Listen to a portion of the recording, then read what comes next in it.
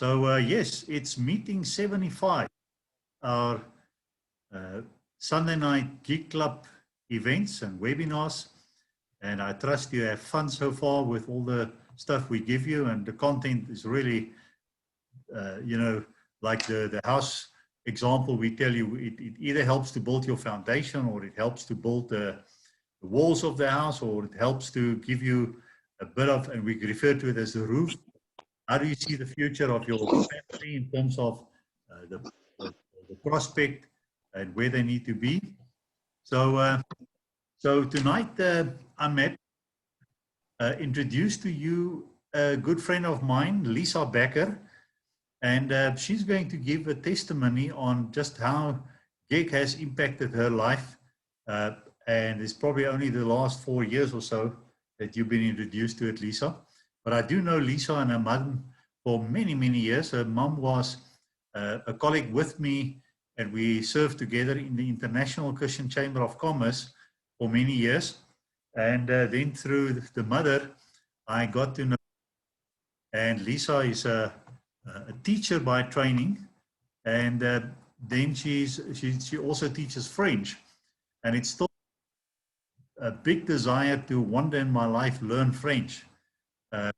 But the closest we got to it was with Lisa teaching me French, and she's a brilliant teacher, but she just had a bit of for a student. So I've released her of that responsibility for a while. But yeah, and recently she's moved much closer to us, and a couple of years ago she joined GEEK, and she's here tonight to tell you about how GEEK changed her story and changed her life. So I'm going to, she's with me. I hijacked her to make sure that she attends tonight. Otherwise I had to put on a dress and try and play Lisa, but I didn't have to do it. So without any further ado, here's Lisa.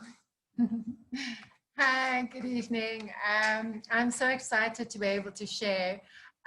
In fact, I poked my head in on Friday and I said, Jasper, I'm doing this and this and this and this. And he said, well, Lisa, now it's time to testify. So I thought, oops, okay, so write my notes. Yeah, so when I met Jasper, we did this bartering thing where I taught him French, and then I started a group called Firelines, and it was a mixture of people from Diepsloot, Westbury, all these different places coming together to learn about music and arts. And so we met at Eagle's Nest, and this was like in 2003. And then I went to America for 7 years. And then 2000 and yeah, my dates are mixed up. 2018, I came back. I was just very depressed, and so I just felt just devastated. I didn't know what to do. I had to start from scratch. My uncle kindly allowed me to stay in the little back cottage of his house. And that was it. I had a bank card from America with just enough money to probably last a few months. And my mom gave me her car, and that's it. And I was like, I have no idea where to start, what to do. I did have a degree in teaching, but so I sent out my CV to all these schools and nobody got back to me. And so I just sat and started typing my books. I had written some books that I started in America. And so I was just typing, and my birthday was coming up in August. And I thought, well, I might as well do something and just get people together. So it'll kind of be like a homecoming thing as well as my birthday. And so my friend Nissi, who was a business partner of my mom's, I said to him, Nissi, I'm going to do my birthday party at Eagle's Nest. Do you think you could come? And he said, well, when? And I gave him the date. And he said, Lisa, and he was living in Cape Town. He said, I'll be at Eagle's Nest that exact weekend. And the weekend that I came was the weekend that GEEK was doing their convention. And so I saw all these business people coming and going, and I saw marketplace things. So I, in fact, bought a cap and everything. And then Jasper said to me, for your birthday, I'm giving you my book, Legacy.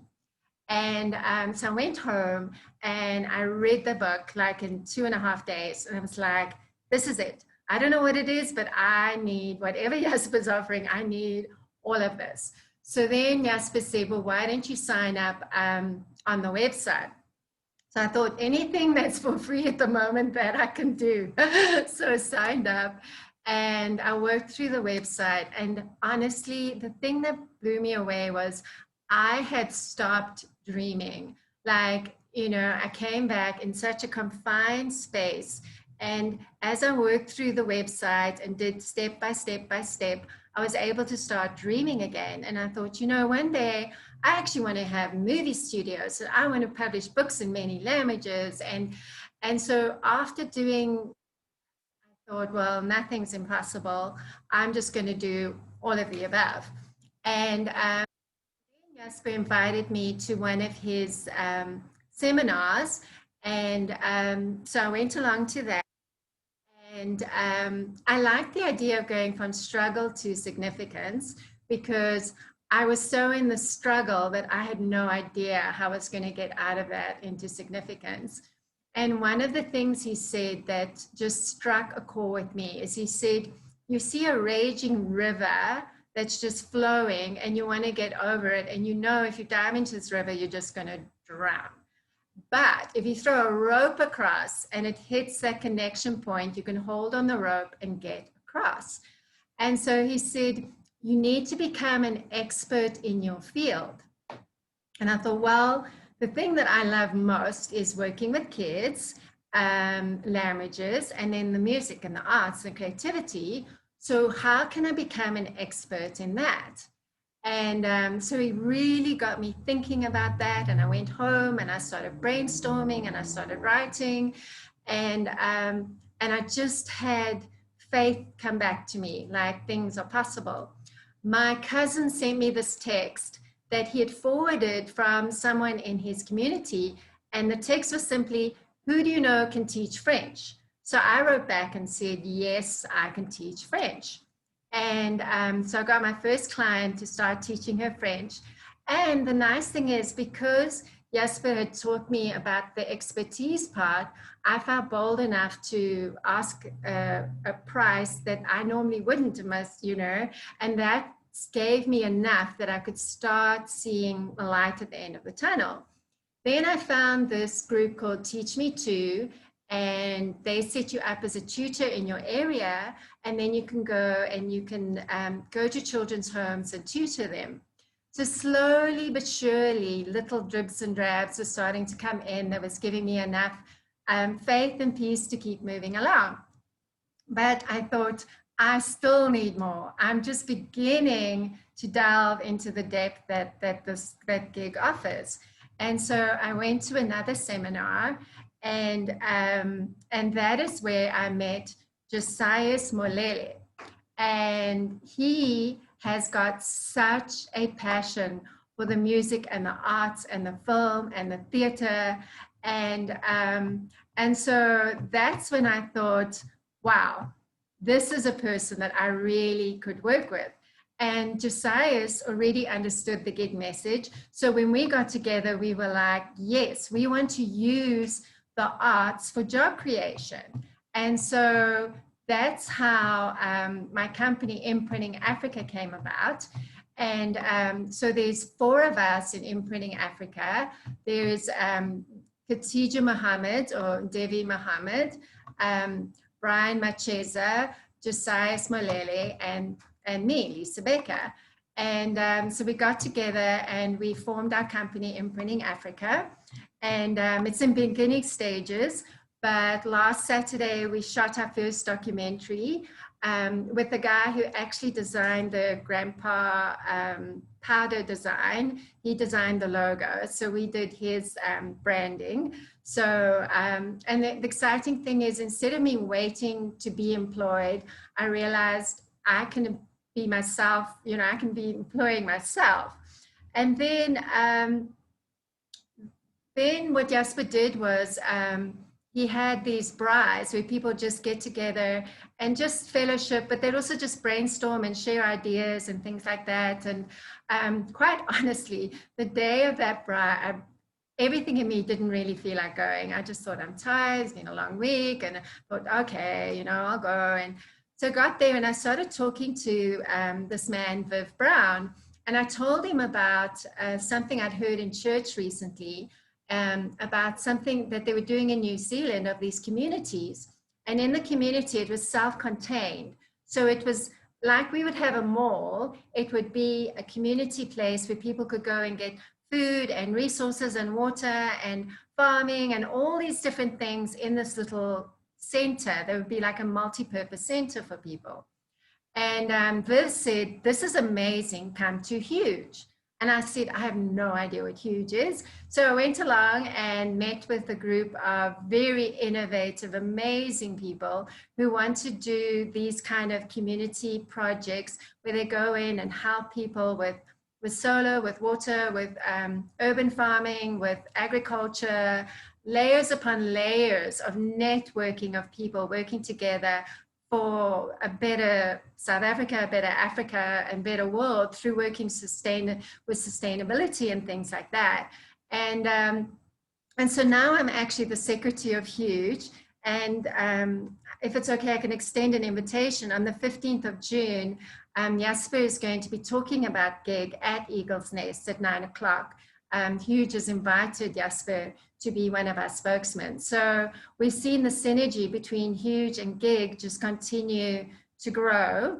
And then personally, out of this, I have been able to publish my first book.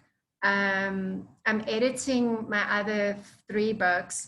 I'm working on 3 children's books.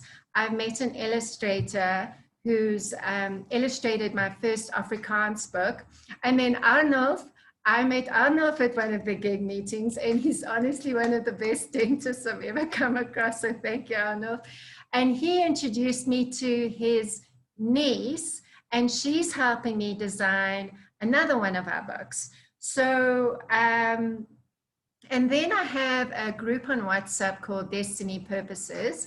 And one day when the Sunday GEEK meetings are coming up, I just put up a link and I said, hey, if you're interested, just go on and you can learn more about GEEK. And so one of my friends, Lerato Maleko, she went on and she came back to me and said, Lisa, this is what I've been waiting for, because I have a database of 100 women and I would like to get them financially independent. And the thing that I love about the CFI, about the community bank, is you can grow it to fit your identity and the needs of your people, of the demographic that you want to reach. And so now, and I was talking to Jasper recently, Lorato just had her Heritage Circle meet at Eagle's Nest with 10 board members of women who are about to, are continuing in this launching of this CFI that is directed towards women. And yeah, so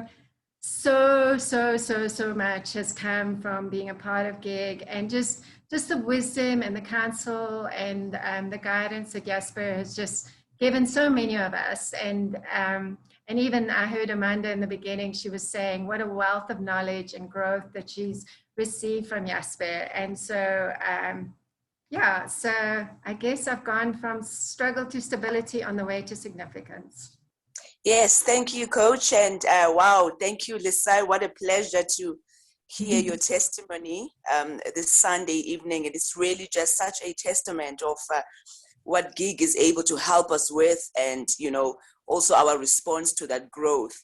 But the question that I want to ask you is, what would you say to somebody, because we also know that at GEEK, you know, there are many people that start at struggle or below struggle. Like I always say, there's an S below struggle. Yeah. You know, but what would you say to somebody to say, you know, from your side, like what were the key things that you made a decision to begin to do? Because the message is great, the message works. It doesn't always work for everybody, inverted commas, not because it doesn't work. What are the things that you decided about the message that you believe helped you to begin to see a difference in terms of what you heard and what you chose to implement? I don't know if it makes sense. No, that really does. I think what helps with the legacy teaching is that Jasper said we must get out of the employer mindset. So I think sometimes we keep waiting for that one person, that one breakthrough, when the breakthrough is actually right within us, you know. I think that's what helped when I signed up on the website, because you know, on it, I actually thought it would take a lot of time and a lot of effort, and you know, but it wasn't. It was quick and swift, and it got me thinking. It got me flowing again. I just felt like I was like this dammed up wall, and I didn't know where to move. And it's like, as I started thinking, I was like, oh, I can do that. Oh, I can do that. Oh, I can do that. And so I think the problem is when you struggle for so long, you actually get to a place where you think this is just a damn wall that'll just never break. And then you just need that one person to believe in you, and then you actually realize that person is you, you know. And I think that's what I value the most of what I've gleaned from that, if that helps. Yes, thank you. Thank you. I loved what you just said, that you need someone to believe in you, and that person is you. Thanks, Lisa. Thank you. Thank you, Sarah.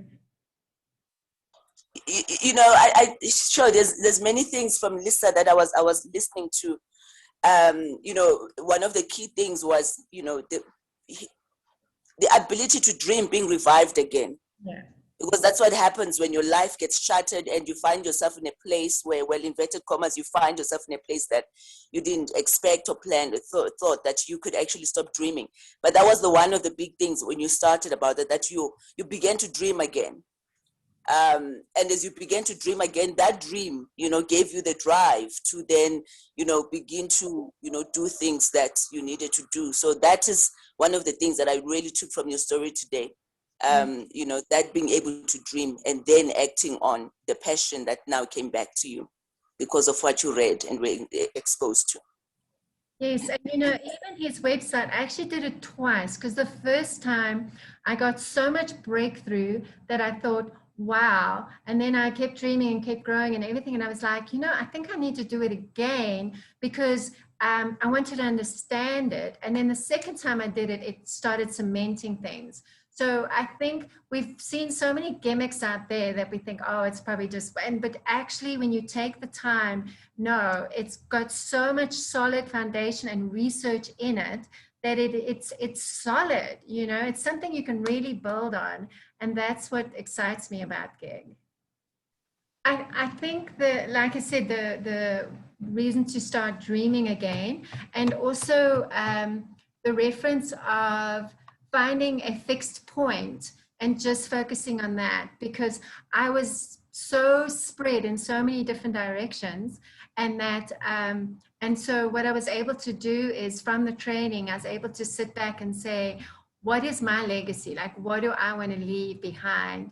And so instead of thinking, you know, how am I going to achieve the next 10 years? When Jasper said, think in the next 80, 90 years, what do you want to leave for your grandchildren? And I thought, wow, you know, if I start thinking that big, then the sky's the limit. And so I think that's what I took from that, is that it's not just my life that I must think of, but I must think for generations to come. This is available for anybody, because your legacy is not just within your family unit. It's with how you can change communities. So yeah, so I think a legacy is people, but it's also planet. How do we take care of the world around us? And then also, how do we create the books and the media and the things that change people's mindsets and their thinking and their processing? And so I think a legacy is honestly leaving a change that has a ripple effect around us and the world. You know, I've been to 13 nations, and so for me to come back to South Africa and just to completely fall in love with my country all over again. Well, yeah, I think people are the most valuable resource, because, for example, Imprinting Africa, I met Brian at this event called Return Through the Door, where African Americans want to invest back into Africa. And we just got chatting, and he loved music and choirs and things. And I said, oh, this is amazing. And then my friend Devi, she has all the media background as well as business background. And so the four of us formed a company with all of us bringing our little bits together, but we had one vision, one purpose, and that is actually to bring a message of, just like Jasper was saying, we have to combat this message of so much negativity out there. And so we have to bring a message of hope and beauty. And so the exciting thing is that while I was in America, I saw studios and I was like, I want to have a studio one day. And so now it's not just streaming on my own. Now it's streaming with 3 other people. And so when we get together with like-minded people, we can start something, a tiny seed, and watch it spring up overnight.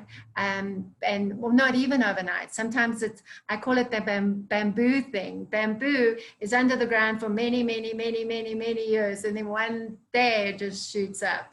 And so sometimes we have to be patient with the under the ground process. But at the right time, and as Christians, we know the Kairos moment, it's when God's timing and our timing completely align, then things can fall into place faster than we ever imagined. And there could just be one person that can open a myriad of doors to you. Another lady I just very recently met, she's going to get me into another school to be teaching French. And she's written multiple textbooks. And so she's another connection that's going to help me get my books out there. And my one book is actually going to address human trafficking. It's a novel that addresses that. So yeah, so that's what I feel is exciting, is that sometimes we think it's numbers in our bank account that's going to give our breakthrough, but maybe it's just that one person or a bunch of people that can come together and say, let's make this happen.